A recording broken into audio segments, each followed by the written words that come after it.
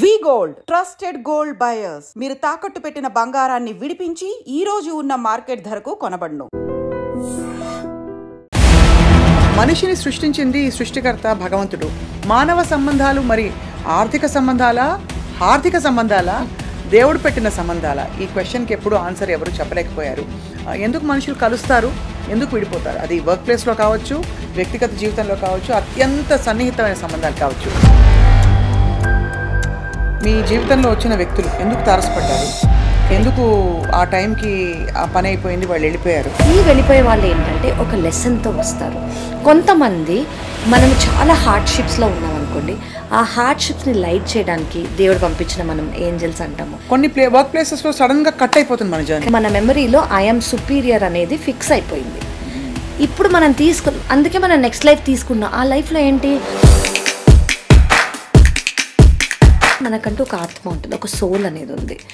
ఈ సోల్ అనేది ఒక పర్పస్ ఫుల్ఫిల్ చేసుకోవడానికి ఈ హ్యూమన్ బాడీలోకి వస్తుంది. ఒక్కోసారి ప్రేమ బంధాల్లో విడిపోయినప్పుడు చాలా పెయిన్ఫుల్గా ఉంటుంది. ఆ టైంలో ఎలా సమాధాన పడాలంటారు? ఈ హ్యూమన్ లైఫ్లో డిజైర్ ఉండటం కరెక్టే, కానీ అది వచ్చినా ఒకేలాగా ఉండగలగాలి, రాకపోయినా ఒకేలాగా ఉండగలగాలి. అంటే మీరు అనేది మనం ఎప్పుడు బాధపడతాం? డిపెండెంట్గా ఉంటేనే ఉన్నప్పుడే. సపోజ్ డిపెండెంట్గా కాదు, వాళ్ళు చాలా ఇబ్బంది కలిగించి కష్టపెట్టిన మనుషులు, సంథింగ్ ఇన్కంపాటబిలిటీ ఇష్యూస్లో ఉన్న వాళ్ళు వదిలేసి, ఓకే నీ పర్పస్ ఇది, నా పర్పస్ ఇది, నువ్వు చేసుకుని వెళ్ళు. పిల్లలతో అటాచ్మెంట్ విత్ డిటాచ్మెంట్ ఎలా కుదురుతుంది? నేను దేవుడిని అడుగుతాను, వాళ్ళు హ్యాపీగా ఉండాలి, హెల్తీగా ఉండాలి.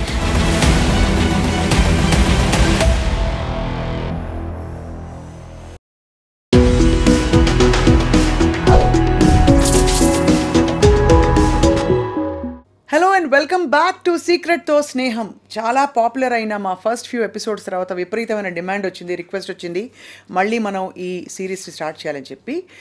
ఇవాళ చాలా ఇంట్రెస్టింగ్ ఆస్పెక్ట్ ఏమిటంటే, మనిషిని సృష్టించింది సృష్టికర్త భగవంతుడు.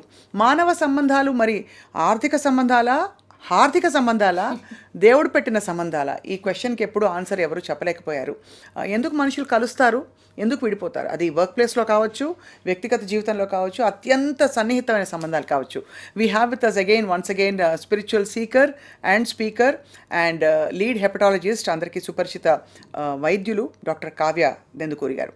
కావ్య గారితో మాట్లాడబోతున్నాం on this very fascinating topic. Hello అండి. హాయ్, హౌ ఆర్ యు అండి? I'm great, thank you. Very exciting మన ఇద్దరికి. So it is so nice andi that we keep getting an opportunity to talk about this. Correct. So yeah, very nice to be here.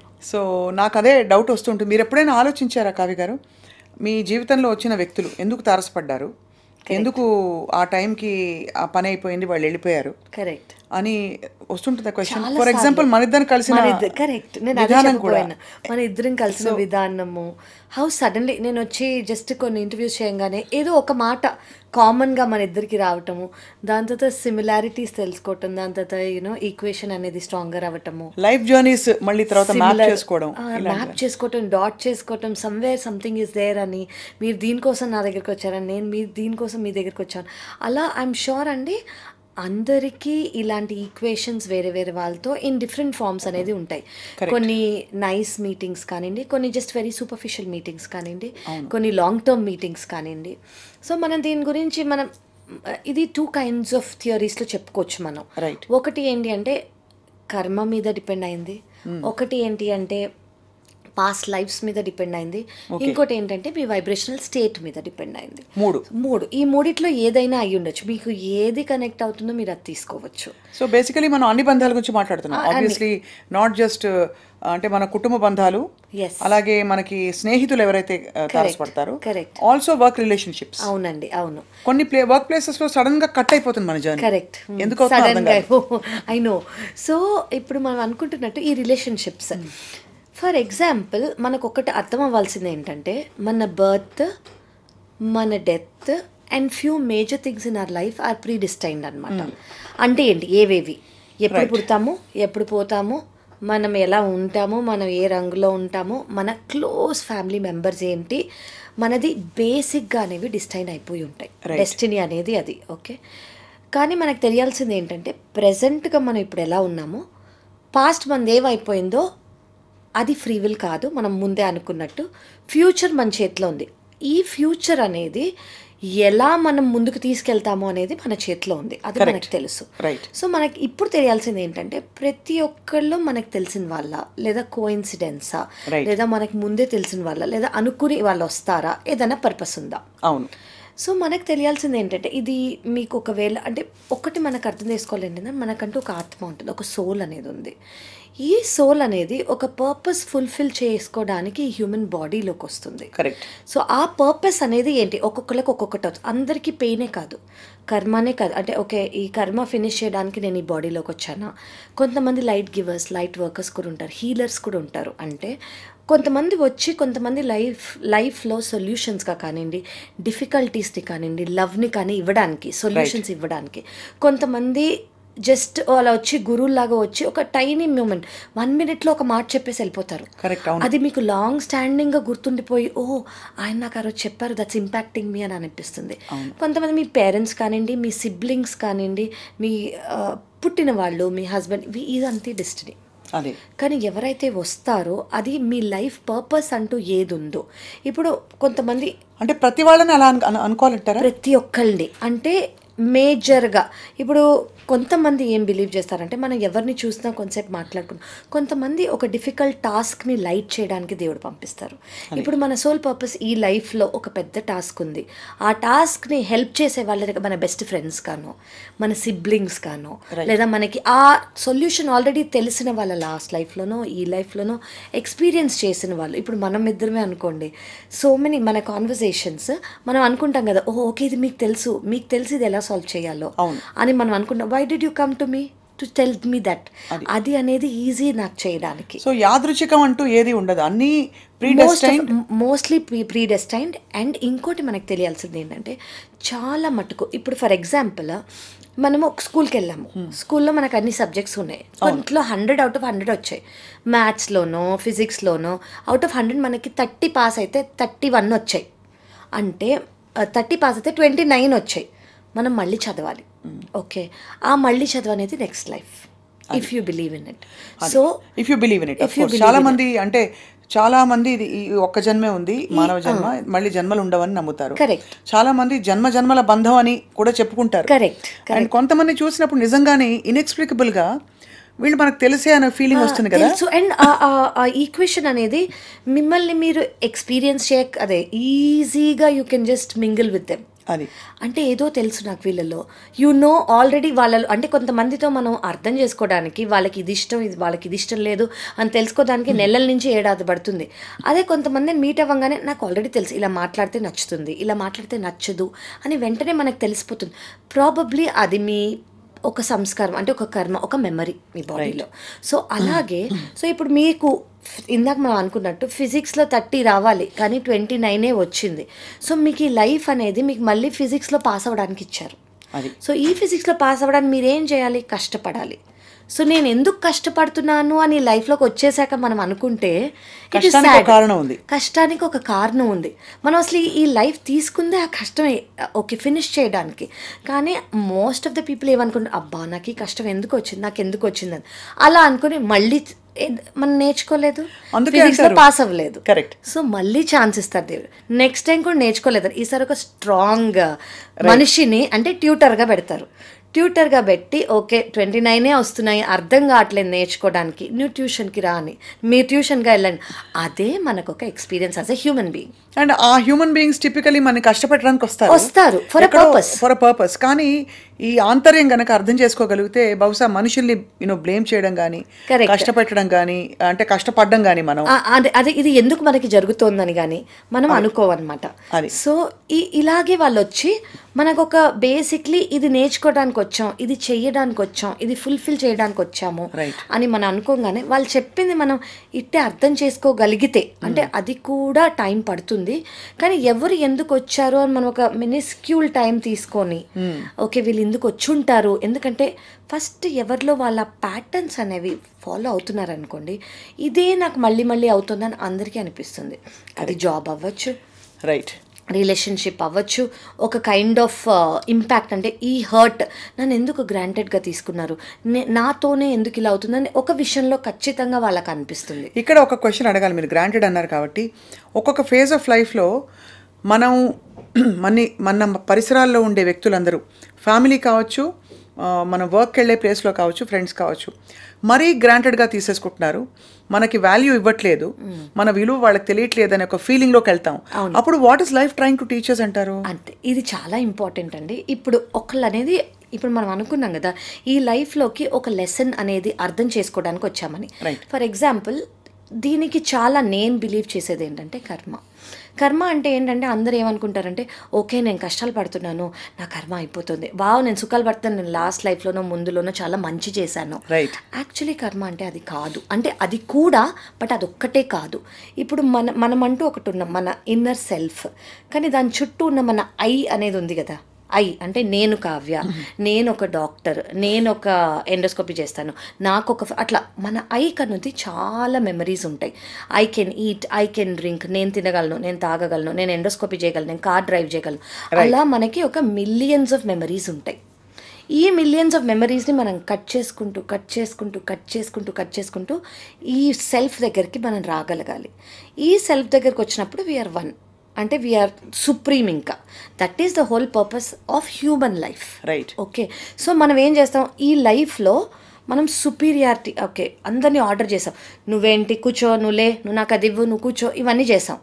అంటే ఏంటి, మన మెమరీలో I'm superior అనేది fix అయిపోయింది. ఇప్పుడు మనం అందుకే మనం నెక్స్ట్ లైఫ్ తీసుకున్నాం. ఆ లైఫ్లో ఏంటి, మనం సుపీరియర్ అనే మెమరీ కట్ చేయాలి, అంటే ఏంటి, ఇన్ఫీరియర్ అవ్వాలి. సో మనకు వచ్చే ఎక్స్పీరియన్సెస్ అంతా ఇన్ఫీరియారిటీ ఫీల్ అవ్వడానికి, అది ఫీల్ అయ్యి ఆ మెమరీ కట్ అవ్వడానికి. కానీ మనం ఏం చేస్తాం, నాకు ఎందుకు ఇన్ఫీరియర్, వాళ్ళు ఎందుకు నన్ను తక్కువ చూస్తారు. ఈ ప్రోగ్రామింగ్ అంతా ఎవరు చేస్తారు? ఇది 1 ఈజ్ మీ మెమరీ, 2 ఈజ్ ఇప్పుడు దీని మీద ఏం లేదు, ఇది బ్లాంక్ స్లేట్, మనమే రాసుకున్నాం. ఈ రాసుకుందంతా తుడిచేయాలి. సో రాసిందంతా మనమే. సో అది మనం తుడిచేయగలిగామనుకోండి, be become blank slate like the universe, one with the universe. ఇది అవ్వడానికే మన ప్రయత్నం అంతా. సో అందుకనే మనం ఈ పెయిన్, ప్లెజర్ అనే ఈ డ్యువాలిటీ ఏదైతే ఉందో దాని నుంచి బయటపడడానికి అవేర్నెస్లో ఉండాలి. కాబట్టి ఇవన్నీ తెలుసుకోవాలి. ప్రతి ఒక్క సెకండ్ అవేర్నెస్ అనేది ఉండాలి. చాలా కష్టం ఇది. ఎంత కష్టం అండి, బికాస్ ఇప్పుడు అవేర్నెస్లో ఉంటూ, ఫర్ ఎగ్జాంపుల్ ఇప్పుడు బంతి ఆట ఆడుతున్నారు, ఒక బంతిని 10 మంది చేజ్ చేస్తున్నారు అనుకోండి, మనకు తెలుసు బంతి ఒకటే బంతి అని ఫిలాసఫీలోకి వెళ్ళిపోయాం అనుకోండి, we can't play the game. You can't play the game. కానీ ఇంకోటి ఒకటి చెప్తారు, అది ఆడే ముందు అది ఆట అని తెలుసుకోండి. అది you can win, you don't get attach to the outcome. అదొక్కటి మనం తెలుసుకున్నాం అనుకోండి, 100%. ఇప్పుడు నేను బయటికి వెళ్ళగానే ఒక మంచి కాఫీ తాగాలి అని నేను అనుకుంటాను, కానీ కాఫీ దొరకకపోతే, వామ్మో నా కాఫీ దొరకకపోతే నాకేమైపోతుందో అన్న అవుట్కమ్కి అటాచ్ అయిపోకండి. డిజైర్ ఉండటం తప్పు కాదు, ఈ హ్యూమన్ లైఫ్లో డిజైర్ ఉండటం కరెక్టే, కానీ అది వచ్చినా ఒకేలాగా ఉండగలగాలి, రాకపోయినా ఒకేలాగా ఉండగలగాలి. ఒకవేళ మనం అలా ఉన్నామనుకోండి, ఇదంతా ఒక ప్లే అని మనకు అర్థమైంది అనుకోండి, స్థితప్రజ్ఞత వస్తుంది. అంతే, దట్ ఈస్ ఈక్వానిమిటీ. అంతే, అదే మనం ట్రై చేసేది. సో లెట్స్ మళ్ళీ రిలేషన్షిప్స్ గురించి మాట్లాడుతూ, కొంతమంది వ్యక్తులు మన లైఫ్లో ఎక్కువసేపు ఉంటారు. ద మోస్ట్ పెయిన్ఫుల్ థింగ్, కొంతమంది వ్యక్తులు మన లైఫ్ నుంచి వెళ్ళిపోయినప్పుడు, ఈదర్ బై డెత్ అంటే కనీసం దానికి ఎక్స్ప్లెయిన్ చేసుకోగలుగుతాం, అంటే ఎవరైనా పోవాల్సిందే కదా అని. కానీ పార్ట్ అయినప్పుడు, మన ఫ్రెండ్స్తో పోట్లాడి శాశ్వతంగా విడిపోయినప్పుడు, లేదు ఒక్కోసారి ప్రేమ బంధాల్లో విడిపోయినప్పుడు చాలా పెయిన్ఫుల్గా ఉంటుంది. ఆ టైంలో ఎలా సమాధాన పడాలంటారు? దీంట్లో రీజన్స్ ఉన్నాయండి. ఇప్పుడు మనం ఇందాక అనుకున్నందుకు ఒక్కొక్కళ్ళు ఒక్కొక్క రీజన్కి మన లైఫ్లోకి వస్తున్నారు అని. సో ఫస్ట్ మనం అర్థం చేసుకోవాలి ఏంటంటే, వాళ్ళు వచ్చింది ఏం మనకి నేర్పించడానికి. లవ్ అనేది ఆ టైంలో మీకు ముఖ్యం అనుకోండి. ఫర్ ఎగ్జాంపుల్, ఇది ఒక రొమాంటిక్ రిలేషన్షిప్ అయ్యింది, ఆ టైంలో మీకు లవ్ అనేది ముఖ్యం, అది ఇచ్చారు, వెరీ గుడ్. కానీ దాని వెనకాల ఏంటి, మీకు ఏదో డిపెండెన్సీ అనేది వచ్చింది, లేదా మీకు ఒకరి నుంచి అంటే మీరు నువ్వు బాగున్నావు, నువ్వు బాగాలేవు, నువ్వు ఇది చాలా బాగా చేస్తున్నావు అని ఒకళ్ళు కంటిన్యూస్గా మీకు చెప్పే ఒక దాని మీద డిపెండెన్సీ వచ్చేసింది, అటాచ్మెంట్ వచ్చేసింది అని ఒక కోర్కి మనకు ఒకటి అర్థమైపోవాలి. దీని మీద మనం డిపెండ్ అయి ఉన్నాం అంటే, వాళ్ళు లేకుండా నేను లేను, వాళ్ళతో తినలేకపోతే నేను సరిగ్గా లేను, లేదా వాళ్ళు నన్ను ప్రేస్ చేయాలి, నాతో కలిసి రావాలి, నాతో కలిసి లేవాలి, నాతోనే ఉండాలి, ఇలాంటి కోరికలు అందరికీ ఉంటాయి ఒక హ్యూమన్ బాడీ అన్నాక. కానీ వీళ్ళు ప్రతి ఒక్కళ్ళు వచ్చేది, ఎస్పెషల్లీ మనం ఏమంటున్నాము, వెళ్ళిపోయే వాళ్ళ గురించి మాట్లాడుతున్నాం. ఈ వెళ్ళిపోయే వాళ్ళు ఏంటంటే ఒక లెసన్తో వస్తారు.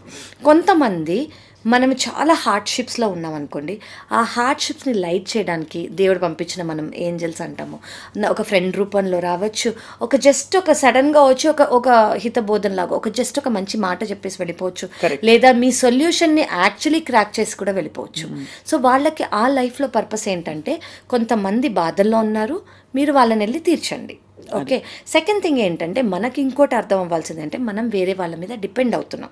మనం ఏ రోజు వరకు అయితే వాళ్ళ మీద డిపెండ్ అవుతామో ఆ రోజు వరకు మనకు ఒకళ్ళు కావాలి. అవును, అది ఈ మనిషి కాకపోతే ఇంకో మనిషి కాకపోతే ఇంకో మనిషి కాకపోతే ఒక బుక్ కాకపోతే ఒక టీవీ కాకపోతే ఒక పెట్. సో డిపెండెన్సీ అనేది రాకుండా ఇప్పుడు మనకు దానివల్ల వచ్చేదేంటి, స్ట్రెంగ్త్. ఇప్పుడు ఒకరు వెళ్ళిపోయారు ఒక రిలేషన్షిప్లోంచి అంటే, ఇక్కడ మనం నేర్చుకోవాల్సింది ఏంటి, స్ట్రాంగ్గా ఉండటం, డిపెండ్ అవ్వకుండా ఉండటం. మనం ఆ స్ట్రెంగ్త్ తెచ్చుకునేంత వరకు, ఆ డిపెండెన్సీ అనేది పోయే వరకు మనకి లెసన్స్ వస్తూ ఉంటాయి. అంటే మీరు అనేది మనం ఎప్పుడు బాధపడతాం, డిపెండెంట్గా ఉంటేనే ఉన్నప్పుడే. సపోజ్ డిపెండెంట్గా కాదు, వాళ్ళు చాలా ఇబ్బంది కలిగించి కష్టపెట్టిన మనుషులు, అవును, ఇంకా తప్పనిసరి పరిస్థితుల్లో మనం దూరం అయిపోయాం అంటే ఆబ్వియస్లీ రిలీఫ్ అనేది వస్తుంది. అక్కడే నేర్చుకుంటున్నాము. అసలు ఇందాక మనం అన్నట్టు మనం ఈ పర్పస్ కోసం వచ్చి ఉంటాం అనమాట. ఓహో, మనం ఇది ఫేస్ చేయాలి లైఫ్లో, మనం అది ఫినిష్ చేసేద్దాం. సో దానికి రిటాలియేట్ అవ్వకుండా, నువ్వెందుకు నన్ను నేను ఇచ్చే అనుకోకుండా దీనికోసం వచ్చి ఉంటారు. మరీ ఓవర్ అబ్యూస్ లేనప్పుడు, ఒక సంథింగ్ ఇన్కంపాటబిలిటీ ఇష్యూస్లో ఉన్న వాళ్ళు వదిలేసి, ఓకే నీ పర్పస్ ఇది, నా పర్పస్ ఇది, నువ్వు చేసుకుని వెళ్ళు అని ఉండగలిగే స్టేజ్ ఉంటే, ఆ అమికబిలిటీ అనేది ఉంటే అది కరెక్ట్. సో ఆబ్వియస్లీ ఇంకా చాలా మోస్ట్ ఇంపార్టెంట్ ఒక టాపిక్ ఏంటంటే, స్పౌజల్ రిలేషన్షిప్స్ గురించి కొంత మాట్లాడాము. బట్ పిల్లల్ని ఆల్మోస్ట్ పెంచేటప్పుడు మనం వాళ్ళ కేర్ టేకర్స్గా, గార్డియన్స్గా, ఒక కార్యంగా అంటే దేవుడిచ్చిన ఒక పనిగా చూసి పిల్లల్ని చాలా శ్రద్ధగా, నిబద్ధతతో పెంచి వాళ్ళని ప్రపంచంలో వదిలేసినప్పుడు అప్పుడు ఎక్స్పెక్టేషన్స్ మొదలవుతాయి. చాలా మంది పేరెంట్స్ వీళ్ళు ఇలా ఉండాలి, అలా అవ్వాలి, మనని చూసుకోవాలి, మనకేదో ఇవ్వాలని చెప్పి. పిల్లలతో అటాచ్మెంట్ విత్ డిటాచ్మెంట్ ఎలా కుదురుతుంది కన్నా, ఇప్పుడు మనం ఫస్ట్ చెప్పుకోవాల్సింది ఏంటంటే, మనం ప్రతిదీ అటాచ్మెంట్ డిజైర్ బేస్డ్ అండి. డిజైర్ అంటే తల్లిదండ్రులకు వాళ్ళు ఏదో చేసేయాలి, ఓకే, అది ప్రైడ్ మూమెంట్. కానీ ఇది నాకు ఇన్ రిటర్న్ కావాలి అని అనుకోరు. ఇలా అయితే బాగుంటుంది, నాకు ఇది చేస్తే బాగుంటుంది, ఎందుకంటే వాళ్ళు అలా చేస్తే నాకు చాలా ఆనందం. That is a pride moment for them. కానీ ఇవన్నీ ఎప్పుడు వస్తాయి, మనం ఏదో చేసినందుకు. సో మనం చేసినందుకు ప్రతిసారి మనం రిటర్న్లో ఫీల్ అవుతున్నాం అనమాట, మనం ఇచ్చినందుకు. సో మనం ప్రతిసారి ఎలా ఉండాలంటే, ఓకే నేను ఇచ్చేసాను, వాళ్ళు ఎలా ఉంటే అది, వాళ్ళు ఎప్పుడు హ్యాపీగా ఉండాలి, వాళ్ళు ఎప్పుడు హెల్తీగా ఉండాలి, ఇలా ఉంటే చాలు అని మనం అనుకోగలిగాం. మనం ఇట్ ఈస్ వెరీ డిఫికల్ట్. ఎందుకంటే ఒక మనిషితో ఎవ్రీ సెకండ్, మైక్రో సెకండ్ మన హార్ట్, సోల్ అనేది ఇన్వెస్ట్ చేస్తాం కాబట్టి వాళ్ళ మీద ఎక్స్పెక్టేషన్స్ ఉండటం వెరీ వెరీ వెరీ నార్మల్. కానీ మనం ప్రతి ఒక్కరిని ఒక పర్పస్ కోసం అనేది చూసాము ఈ లైఫ్లో. చాలా డిఫికల్ట్ టాస్క్ ఇది. ఓకే, నా డాటర్, నా సన్ నాకు ఏదో టీచ్ చేసేయడానికి వచ్చారు, ఓకే అందుకే నన్ను వదిలేసి వెళ్ళిపోతున్నారు అని అనుకోవటం చాలా కష్టం. Most difficult thing, in fact painful. Romantic relationships కన్నా కిడ్స్ దగ్గర it is more difficult. So ఆ టైంలో మనం ఒకటి చెప్పుకోవాలి, ఓకే నేను దేవుణ్ణి అడుగుతాను, వాళ్ళు హ్యాపీగా ఉండాలి, హెల్తీగా ఉండాలి, నాకు ఏం రిటర్న్లో ఇచ్చారు అనేది కాదు అని మనం ఒకటి మైండ్లో చెప్పుకోగలిగామనుకోండి. అండ్ మనం ఏం చేయాలంటే, వాళ్ళు ఎలా చేస్తున్నారు, వాళ్ళు ఏం చేస్తున్నారు అనేది కరెక్ట్గా చేస్తున్నారా లేదా అని చూసుకోగలిగితే చాలు. మనకున్న ఎక్స్పీరియన్స్కి, మనకున్న విజ్డమ్కి ఆ మాత్రం వాళ్ళని గైడ్ చేయగలిగితే చాలు. సో అంతవరకు మనం చూసుకొని మిగతాదంతా వాళ్ళు ఎంత ఇస్తే ఓకే, వాళ్ళు ఇన్ రిటర్న్ లవ్ ఇచ్చారా, ఓకే, ఇవ్వలేదా, ఓకే, ఆ ఇవ్వలేదు కూడా ఒక డెస్టినీ.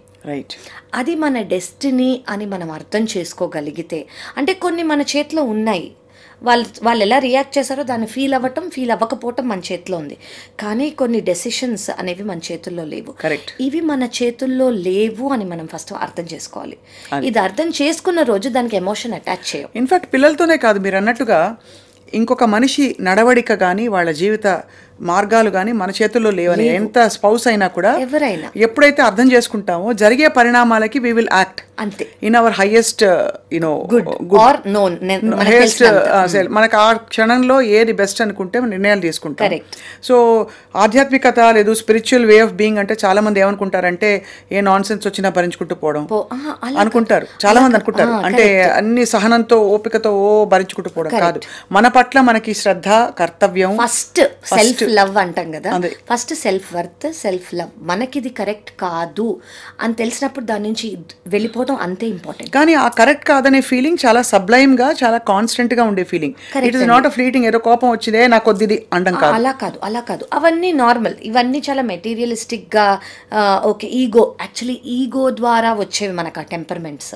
కానీ మనకి ఇది కరెక్ట్ కాదు అని లోపల నుంచి ఒకటి అనిపిస్తుంది. ఒక ఆన్సరో, ఒక వాయిసో, ఒక ఫీలింగో, ఒక ఎమోషనో మనకి లోపల నుంచి వస్తుంది చాలా స్ట్రాంగ్గా. అండ్ అది మీరు ఎప్పుడు మీకు అర్థమవుతుందంటే అదే ఎమోషన్ మీకు పదే పదే పదే పదే మీరు మళ్ళీ వచ్చి మీరు దాన్ని అడ్రస్ చేసేంత వరకు వస్తుంది. మీరు దాన్ని అడ్రస్ చేసిన రోజు పోతుంది అది. ఇక్కడ మీరు ఒక ప్రాక్టికల్ మాన్యువల్, ఫర్ ఎగ్జాంపుల్ ఒక వర్క్ రిలేషన్షిప్లో కానీ, ఒక చాలా దగ్గర బంధంలో కానీ, ఎందుకంటే ఇవాళ రేపు వర్క్ రిలేషన్షిప్స్ కూడా అలాగే దాదాపు చాలా ఇంటెన్స్ గా ఉన్నాయి. Intense granted work. For example ఒక వర్క్ రిలేషన్షిప్ తీసుకోండి. వీఆర్ ట్రావెలింగ్, నేను ఒకటి చేస్తున్నాను, నేను చేస్తున్నాను, వాళ్ళు పే చేస్తాను, whatever it is, you're doing a good, they are doing a good. So కానీ ఒకసారి ఏమైపోతుందంటే డిపెండెన్సీ అయిపోతుంది, వాళ్ళకి మీ మీద, మీకు వాళ్ళ మీద. ఈ డిపెండెన్సీ వచ్చేసినప్పుడు వీళ్ళు ఏమవుతారు అంటే, ఎవరైతే జాబ్ ఇస్తారో వాళ్ళు ఏమనుకుంటారు, ఓహో మనం కొంచెం దూరం మెయింటైన్ చేయాలి. ఇదంతా mind is playing the game. కానీ ఏంటి, వీళ్ళు లేకపోతే మీరు లేరు అని మీకు అర్థం కావాలి, వీళ్ళు లేకపోతే మీరు లేరు అని కూడా మీకు అర్థం కావాలి. ఉందా, ఓకే వేరే సోర్స్ తీసుకోండి, డోంట్ సఫర్ హియర్. సో మీకంటూ గట్లో ఇప్పుడు ఇవి నార్మల్ ఈగో చేసే గేమ్స్. కానీ మీకు అర్థమవుతుంది ఇక్కడ మీకు రెస్పెక్ట్ ఉందా లేదా, మెయిన్ ఈ ఏరియాలో రెస్పెక్ట్ ఉందా, ఓకే ఇవన్నీ చిన్న రెస్పెక్ట్. హౌ డు మీ మనసులోంచి మీకు ఈ ప్లేస్లోకి రావాలి అని అనిపించాలి. సో మిగతా ఐసోలేటెడ్ ఇన్సిడెంట్స్లో అవి పట్టించుకోవద్దు. అది ఎవరి ఈగో ఆ మూమెంట్లో, వాళ్ళ బ్యాగేజ్ ఏముందో, వాళ్ళ ఇంట్లో ఏమైందో, వాళ్ళ ఆఫీస్లో ఏమైందో, దాన్ని బట్టి వాళ్ళు ఇచ్చే. సో లార్జర్ పిక్చర్ చూసుకుంటే ఆ టైంలో మనకు ఎలా అనిపిస్తుందో, దానికి రియాక్ట్ అవ్వకుండా ఆ స్పేస్లో మనకు అనుకున్నది మనకు వచ్చి, ఇప్పుడు మనకు ఒక విష్ లిస్ట్ అనేది ఉంటుంది. ఇప్పుడు ఒక స్పౌస్లో కానివ్వండి, ఒక రిలేషన్షిప్లో కానివ్వండి, ఒక స్పేస్లో కానివ్వండి, వర్క్ ప్లేస్లో కానివ్వండి, ఈ 3 నాకు దొరికాయా ఇక్కడ, ఈ 3 మీకు ఇర్రెస్పెక్టివ్ ఆఫ్ ది సిచ్యువేషన్స్ ఉన్నాయి అనుకోండి, గో హెడ్. ఈ 3 మీ సెల్ఫ్ రెస్పెక్ట్ని, మీ మోరల్ని డిమిన్ చేస్తాయి. అంటే మీ రెస్పెక్ట్ని తక్కువ చేస్తున్నాయి, మీ ఎమోషన్ని, అబ్బా నాకు ఇక్కడ రెస్పెక్ట్ లేదు, నాకు ఇక్కడ సరిగ్గా అనిపించట్లేదు అని అనిపించింది అనుకోండి, you have to walk out. Right. ఇవన్నీ కూడా సరే. లాస్ట్ క్వశ్చన్ ఇన్ దిస్, ఇది చాలా పెద్ద టాపిక్, వాస్ట్ టాపిక్. బట్ మన ఫ్రీక్వెన్సీ ఎప్పుడైతే చేంజ్ అవుతుందో, అంటే మనం అందరం ఒక్కొక్క ఫ్రీక్వెన్సీలో ఉంటూ ఉంటాం. కరెక్ట్. ఎప్పుడైతే మన ఫ్రీక్వెన్సీ చేంజ్ అవుతుంది, it can be that we have uplifted ourselves, ఏదో సాధన చేసో, లేదు ఇంకేదో మెడిటేషన్ చేసో, లేదు భగవంతుడికి దండం పెట్టుకున్నో, వాట్ ఎవర్, అది సాధన ద్వారా ఆటోమేటిక్గా చేంజ్ అయినప్పుడు మనకి అవసరం లేనివన్నీ మన ఫీల్డ్లోంచి వెళ్ళిపోతాయి అనే ఒక ప్రిన్సిపల్, నమ్మకం నేను చదివాను. అవునండి. అది నిజమేనా? ఒకవేళ అయితే అది how does that happen, or how should you not resist and get confused? Okay, so it is very true అండి. This is a proven science. ఇది లా ఆఫ్ వైబ్రేషన్ అని ఉంటుంది. యూనివర్సల్ లాస్లో ఇది ఒక లా. కరెక్ట్. సో మీరు అన్నట్టు ప్రతి ఒక్క ఎమోషన్కి, ప్రతి ఒక్క సిచ్యువేషన్కి ఒక వైబ్రేషన్ ఉంటుంది. నేను ఆనందంగా ఉంటే ఒక వైబ్రేషన్, నేను సాడ్గా ఉంటే ఒక వైబ్రేషన్, నేను గిల్టీగా ఉంటే ఒక వైబ్రేషన్. అలా highest vibration unconditional love, lowest vibration guilt, being ashamed, అంటే నేను ఏదో తప్పు చేశానో, జెలసీయో, యాంగరో, ఇవన్నీ లోయెస్ట్ వైబ్రేషన్. అంటే మనకు ట్రెడిషనల్గా చెప్పినవి కామ, క్రోధ, లోభ, మోహ, మద, మాత్సర్యాలన్నీ కూడా లో వైబ్రేషన్. కరెక్ట్. ఎవ్రీథింగ్ ఆ లో వైబ్రేషన్లో. మనం ఈ వైబ్రేషన్లో ఉన్నాం అనుకోండి, ఆ వైబ్రేషన్లో ఏమున్నాయో అవే మనకి అట్రాక్ట్ అవుతాయి. సో నాకెందుకు ఇవి అట్రాక్ట్ అవుతాయని నన్ను నేను ఫస్ట్ క్వశ్చన్ చేసుకోవాలి. ఎందుకు నేను అసలు ఇలాంటి సిచ్యువేషన్స్ ని ముందు తీసుకొచ్చుకున్నాను? కరెక్ట్. ఎవరైనా నన్ను చూసి జెలస్ పడుతున్నారు వాళ్ళంటే, నేను ఎవరినైనా చూసి జెలస్ పడుతున్నానా? ఓకే, వాళ్ళు నా మీద కోపడుతున్నారు, నేను ఎవరినైనా చూసి కోపడుతున్నానా? వాళ్ళు నన్ను అసలు మనం ఎమిట్ చేసేదే మనకు తిరిగి వస్తుంది కాబట్టి మనం ఏం ఎమిట్ చేస్తున్నాం, మనకు వస్తున్నందుకు మనం ఫీల్ అవుతున్నాం. సో ఆ వచ్చేది మనం ఎమిట్ చేస్తున్నామా అని ఫస్ట్ చూడాలి. మనం చూసామనుకోండి, దాన్ని అవేర్నెస్ అంటాం. First step in this spiritual journey is being aware. అసలు మనకు అర్థం కాగలిగితే, నేను ఆ సిచ్యువేషన్లో వాళ్ళని సరిగ్గా ప్రేస్ చేయలేదు అని మనకు అవేర్నెస్ వస్తేనే చాలు, we're going up the ladder of the frequency అనమాట. అలా ఒక్కొక్కటి మనం అవేర్ చేసుకుంటూ ఒకరోజు ఏమవుతుందంటే మన ఫ్రీక్వెన్సీ అనేది పెరుగుతున్నందుకు మన ఫ్రీక్వెన్సీ డౌన్ చేసుకోకుండా ఉండడానికి మన లైఫ్లో ఆటోమేటిక్గా అలాంటి సిచ్యువేషన్స్ తెచ్చుకుంటాం. అమ్మో నేను వాళ్ళ గురించి తప్పుగా ఆలోచించను, నేను వాళ్ళ ఇలా ఎందుకైందని నేను అనుకోను, ఎందుకంటే నాకు అది వద్దు ఆ లైఫ్లో, వాళ్ళకి ఎందుకు ఇది వచ్చిందని నేను అనుకోను, ఎందుకంటే నాకు వద్దు ఆ లైఫ్లో.